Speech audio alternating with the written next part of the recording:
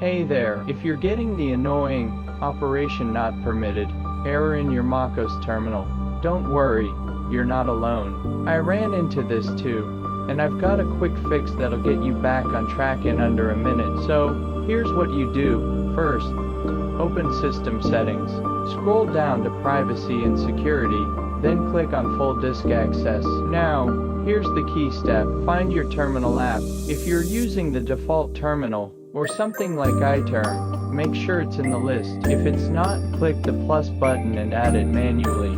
Then, turn the toggle on next to it. This basically gives your terminal the permission it needs to run certain commands without hitting the error. After that, just close and reopen your terminal, and boom, no more operation not permitted error. Hope that helps.